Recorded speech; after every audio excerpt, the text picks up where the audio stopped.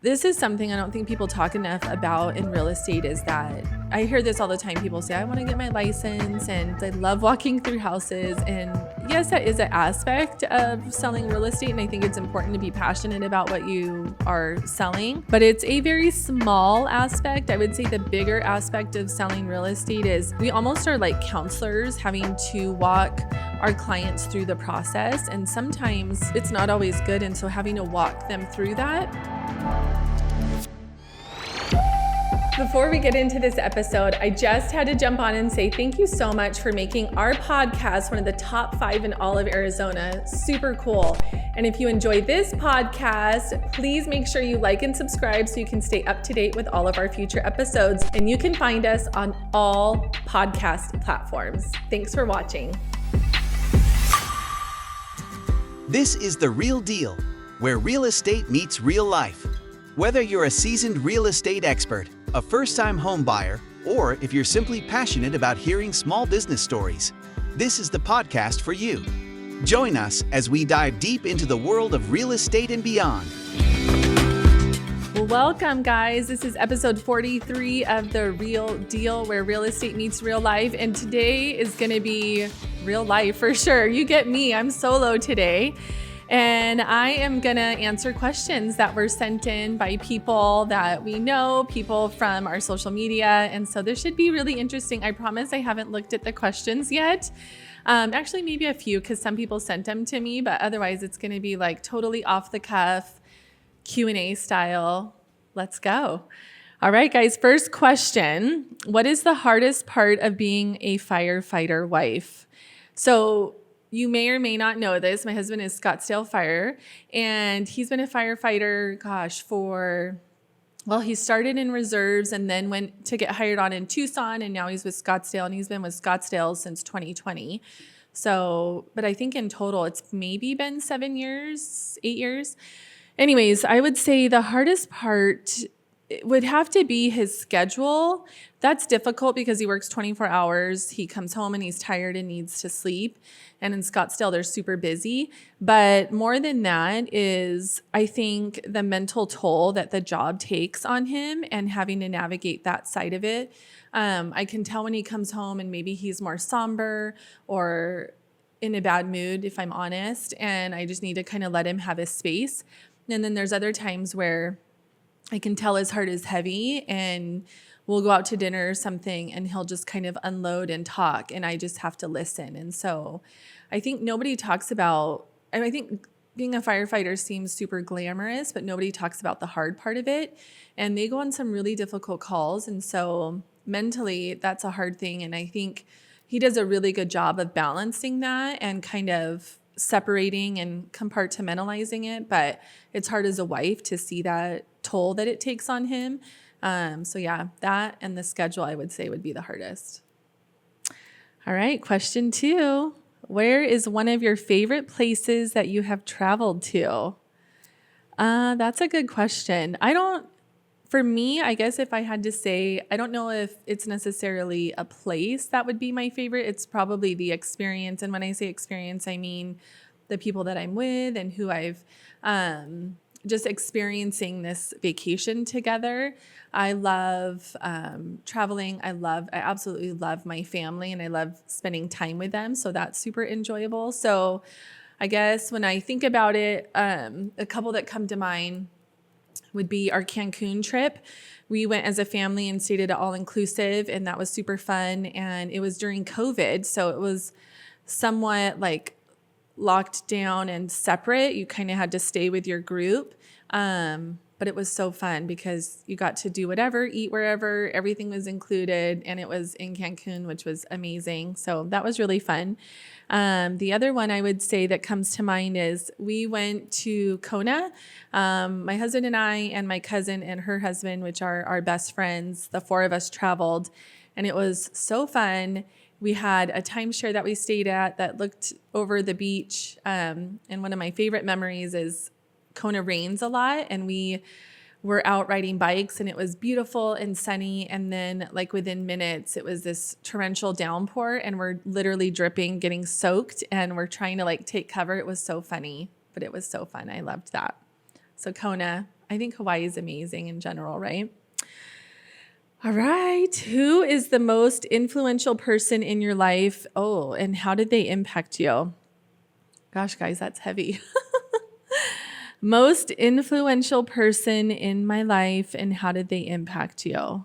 I really desired like strong women, like a mom figure that was solid, that was a Christian, that raised kids, and I could look up to that kind of a person. And so I remember at church one day, they did a sermon, and anyways, it was like a Q&A style. And there was a lady up there, and I was like drawn to her. And I'm like, oh, I would want her as my mentor. I didn't know her. And so I just reached out to her after church and connected with her and asked if she would mentor me. And she said, yeah. So she is somebody, her name is Dina. She's somebody that I can call. I won't talk to her for a year, and then I'll call her out of the blue and she'll answer. And I can ask her marriage advice, parenting advice, anything. And she's there for me. And I so appreciate that, to have that person. And for me, it's inspired me to want to be that person for somebody else. So I think she's impacted me in the way that she's been a steady force, someone that I can count on and reach out to. And I know she has my back. So that's been really awesome. Other than that, I would have to say my husband. He has, even from when we first started dating, like been super, I don't think I would have finished college if it wasn't for him. He pushed me to finish college. I just didn't see the need for it. So I'm happy for that. I feel like he pushes me to be a better person. He's the one that is super active. And so he's always inspiring me and encouraging me to be active. And that's something that we love to do together. So I would say Ray as well. Question 4, what is your go-to movie snack? Oh gosh. If I'm like being like, I don't care, I love Whoppers candy when I go to the movies. And I do like popcorn, but only at the movies. I don't ever eat popcorn at home. And they have like a caramel seasoning, so I'll do that. And then of course a Diet Coke, because All right. These ones are business and real estate related. So this question says, what is your biggest struggle as a realtor and how do you persevere through it? Oh gosh. I think this is something I don't think people talk enough about in real estate, is that I hear this all the time. People say, I want to get my license and I want to sell houses. I love beautiful houses. I love walking through houses. And yes, that is an aspect of selling real estate. And I think it's important to be passionate about what you are selling. But it's a very small aspect. I would say the bigger aspect of selling real estate is we almost are like counselors, having to walk our clients through the process. And sometimes people move and it's not under the best of circumstances. So it could be a death, it could be a divorce, it could be they're empty nesters and now they're downsizing, and maybe they've had a bigger family and now they're upsizing. Like, it's usually these major life events that are happening that are causing them to move. It's not always good. And so having to walk them through that. And then also, they say that buying a house is one of the most stressful things that you can do. And I totally get that. And the few times in my life that I've bought a home, it was always very stressful. And so being able to navigate our clients through that process, help them, we get to see the dynamics of husbands and wives, which is fun. So I've had plenty of couples have full-on fights right in front of me and trying to be the peacemaker and keep them focused. So there's a lot of that goes into it that nobody talks about. The other side of it is, and I say this all the time, that when we're stressed, the best of our worst comes out. And buying a home can be a stressful situation. And so sometimes I get to see the worst of my clients, if that is okay to say. But I have to take it with a grain of salt and not take it personally, and understand that they're under a lot of stress and they're frustrated or whatever, worried, whatever it may be. And so being able to not take it personally. So I think just the mindset of real estate is really hard. It's also difficult because, and I think this is something that I don't think people understand. And I think realtors, we do this to ourselves. We, post on social media, or we'll tell clients like, look what I did. It's amazing. And the house sold and all of this stuff. I mean, we just had one that had 6 offers. But the biggest side of selling, helping people buy and sell, is the market, which is something that none of us have control over. And those are things that are impacted by interest rates, inventory, how many buyers are in the market, what's going on in the world. All of those factors come into play that I don't have any control over. So my job is to do everything that I can control, which would be how your home shows, how I market the home, making sure I've priced it correctly, taking market conditions into consideration. But after that, it's the market that's going to speak back to us and tell us. And so sometimes the market speaks back and it's not favorable. And we have several of those right now where our listings, because of the way the market is, are taking a lot longer to sell, and that's hard. So I think the whole mindset side of real estate, nobody talks about. It's difficult. And for me, I have to focus on the good. I have to not take things personally and understand that my clients are going through a really big transaction. And I think that's something that's different about me, is I genuinely care. Sometimes I have to almost disconnect because I think I care too much and I carry that. So that's a long answer to that question. Number 6, how will the next generation afford to be homeowners? That's a great question because the market is high right now. I would say do everything that you possibly can to become a homeowner. I believe that owning real estate is one of the best ways to build long-term wealth. And so save your money. And I think that's something that maybe this younger generation doesn't value, is the idea of delayed gratification. So you might not be able to go out to eat as much. You might not be able to take all those vacations that you want to because you're saving money so that you can have a down payment and buy that house. I would also say buy whatever you can. Just get into the market in some way, shape, or form. When you're renting, you're paying that landlords, that homeowners mortgage. So why not pay yourself, right? And pay it towards your own mortgage, pay yourself. That's how you're going to build wealth. And it's kind of amazing when you're able to stick with it for the long haul. So when my husband and I got married, I was 23 and he was 27. And we lived at home all the way up until we got married, and we bought a little tiny condo. It was a 2-bedroom, 1 bath. I don't think it was like 800 square feet or something.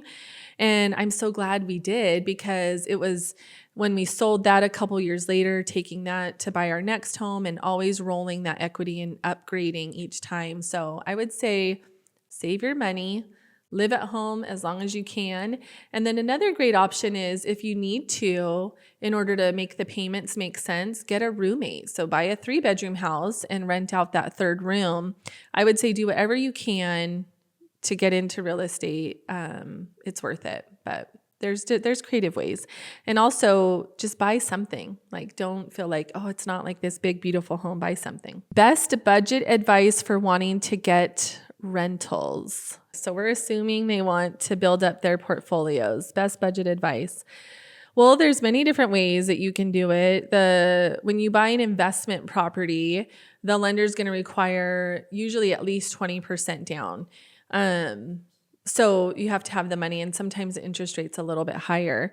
So I would say you need that down payment money. If it makes sense, pull it out of your primary residence as in a HELOC and use that as your down payment money. Save, do all of those things. Start small. Get with a good realtor that can give you advice on where to buy. I was talking to somebody recently, and they were complaining about an experience they had renting out their home, and they just said, I just don't want to be a landlord. It was a nightmare. And something I always tell my clients when they want to buy a home and then rent it out is, we're going to really screen that possible tenant, make sure they're well qualified, make sure that we set you up for success so you don't have those problems. Of course, things are going to happen. It's just inevitable, but you want to do everything you can to avoid it. So save your money for your down payment. Get the seller to give a credit to buy down that rate. One of the ways I got one of my rental properties was, we were going to sell my client's home, and he was literally going to break even on it. And he had a great interest rate. And so I said to him, let me just buy it from you, quote unquote, buy it. I took over his mortgage payments because he was not going to walk away with anything after commissions and all of that and the cost of sale. I took over his mortgage payment, and I think a year later refinanced it into my name. So there are creative ways out there if that's something that you're interested in, but connecting with a good realtor that can help you look for those opportunities is key, I would say. All right, next one. I know personally that you walk your walk of being a professional and a believer. What is one of the hardest trials you have faced in dealing with people in your professional life? I think this kind of goes to what we talked about earlier. Not taking things personally. When knowing that when someone is snippy and rude and inconsiderate, that is way more a reflection of them than it is on me. So, and not responding in kind, but at the same time, not being a doormat and not allowing them to talk rudely and disrespectfully. It's always a fine line. But I am also really big on valuing my time and who I spend it with, and I'm not a punching bag. And so there's times where I've had to say, like, this isn't going to work and we're not a good fit. And it's just better for me to walk away and let you go with someone else. And that doesn't always go over well, as you can imagine. In fact, I had somebody, I took their listing, and within 24 hours, I was like, we are not going to be a good fit. And I gave him his listing back, and he turned around and sued me. So, but he didn't go through with it. But there is that side of it, but it's just not worth it to me. So, I'll do my best to be kind and understanding and professional, but I also have to like keep my dignity, and I'm not a punching bag. And I think the biggest thing, I said this earlier, is just recognizing that when someone is crappy and mean, it is 1,000,000% a reflection of them and their unhappiness inside that they would treat someone that way. So, all right. Number 9, what advice would you give to other young women wanting to be a successful business owner? I love this because I love seeing young women just pursue their dreams and their passions. Summer, I'm going to give you a little shout out. So Summer works for me. She's our behind the scenes marketing, and she is just turned 19, and she owns her own photography business. She is crushing it. She is started to you're doing all these other little things, like even the clothing and the hats. Like, I just love that, her heart for entrepreneurship and to just try something new. So I would say, don't be afraid to fail. We learn from failure, just to try it, see what happens, pursue your passions and go for it. And then find a mentor. I don't know if that's something you've done, Summer. I'm sure there's people that maybe you look at like their photography business, like, oh, I like that. Or maybe that's inspiring to you. But I think finding someone that you can look up to that maybe has gone before you. But don't be afraid. I started out in the hotel business, and I was very young. I was like 19, and I was a manager, and I would have people, this is no joke, come up to the front desk and be like, I want to talk to a man. I don't want to talk to you. And I'd be like, excuse me, I'm the manager. Like, they can't help you. So people are rude, but that again, just goes back to what I said. That is a reflection of them, not of you. So just move on, but go for it. Don't be afraid to go for it. And if God has put that passion and that desire inside of you, it's there for a reason. So find a mentor, pursue your passion, and go for it. Number 10, what is the most unique home you listed? These are hard. Oh, well, I guess I would say Gilbert Road. My manufactured home is the only time I've officially listed a manufactured home, but it's kind of cute. It's in like a 55 plus little community. And I love seeing whenever I go there, everyone's like riding around on their bikes, and just seems like such a fun little retirement community. And it's the cutest little house. And it reminds me of my mama's house growing up. My mama lived in a mobile home, and we would go visit her, and it was so fun and nice because it was different. So I guess that's like one of the most unique homes. But whenever I think of like unique homes, something that comes to mind is one of the scariest things that I've ever experienced. I was out showing clients homes late at night, not late at night, but as the sun was setting. And we go to this, I think it was like our last house. And I don't normally show homes in the dark because it's hard to to see the home and really get a feel for it. But it was like right as the sun was setting, and it was our last one.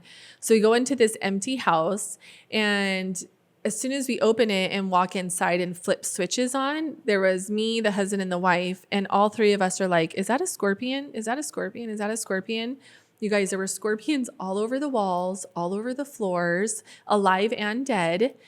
I like froze. Like just thinking about it, I'm getting chills. I like froze. I was so terrified.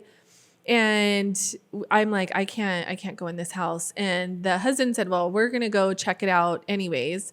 So they go around the corner and go in the kitchen, and they were everywhere. And I like got the courage up to walk over, and it was literally like a nightmare scene. I've never seen so many scorpions. There were so many we couldn't even count. I don't know if it was the time of day that they all just like came out at once, the house being vacant. I don't know. It was terrifying. And that's another thing. My dad tells a story of opening up a door to show a house, and a scorpion fell right in front of him. Like it was on the ledge of the door.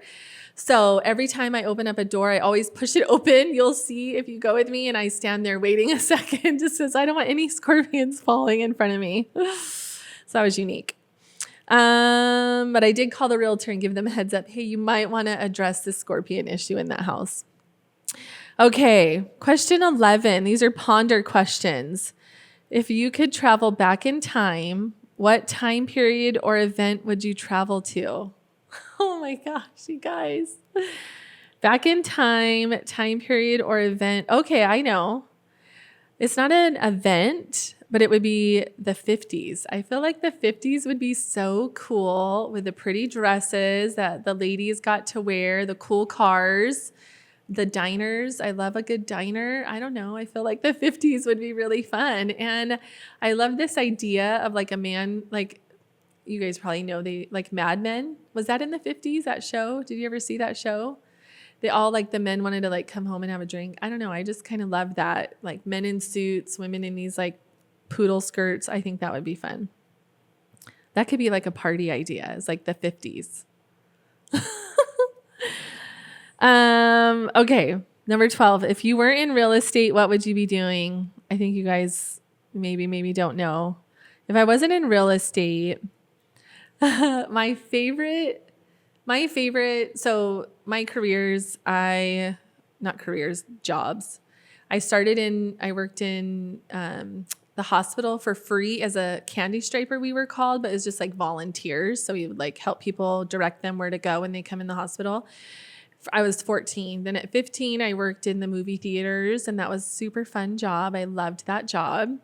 And then from there, I went into hotels, and I worked in hotels for 7 years and worked my way up from an internship at a front desk, so working for free. And I loved it so much. I remember going to my boss and saying, can I get paid now? Like, can I end my internship and start getting paid now?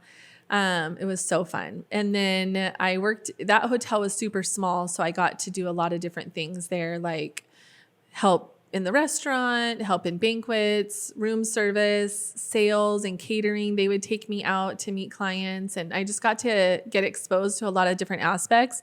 My manager there left and went to another hotel and called me and asked if I would be his front desk supervisor.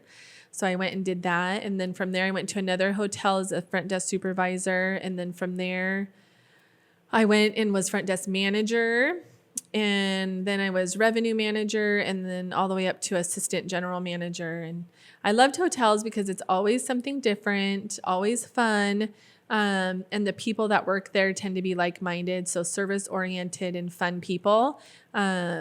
I really loved that job. It was like easy. I keep telling my daughter to do it. Like, you should get into it, but she's not listening to me. So Elise, if you listen, calling you out, get in hotels.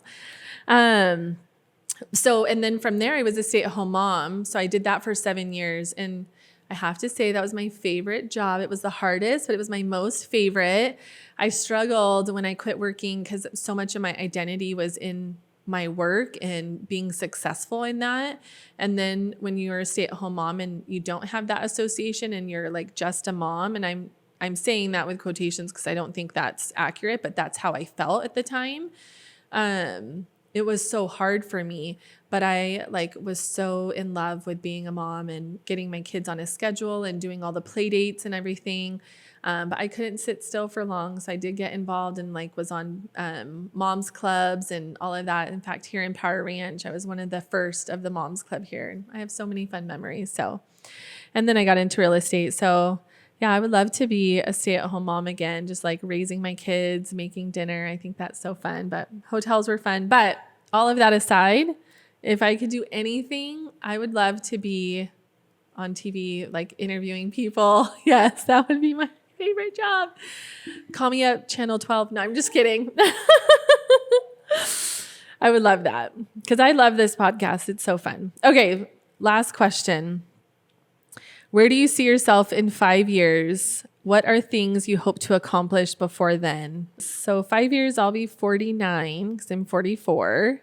I would say still crushing the real estate game, living a big life, traveling lots. My kids will be, I think Chase will be out of high school. Is that right? No, he'll still be in high school, but my girls will be grown. Hopefully I'm a grandma in 5 years. I would love that. Yeah, I just want, I guess, whatever the Lord has for me, but I want to do well and I want to serve my clients really well. I want to be a blessing to them. I want to be totally present for my kids and all their life moments as much as they'll let me. And I want to make memories with them. I was just listening to the podcast we filmed with Erin. You should listen to it. And one of the things she said in there was to take the vacation. And when she got her cancer diagnosis, her husband said, like, we never went to Germany. And after she got in remission, they went to Germany. And I really love that idea of just making the memories and doing it. So for me, that would be it. I want to make lots of memories, lots of vacations, and lots of moments with my family, because that to me is like what it's all about. So make a big impact on them so that they can go out and live their best lives. I don't know if any of this is interesting to anybody, but I appreciate your time. I appreciate the opportunity, and thanks for watching. Thanks for listening to The Real Deal, where real estate meets real life. Make sure to follow or subscribe to the Home Selling Team on YouTube, Instagram, and Spotify to stay up to date with our podcast.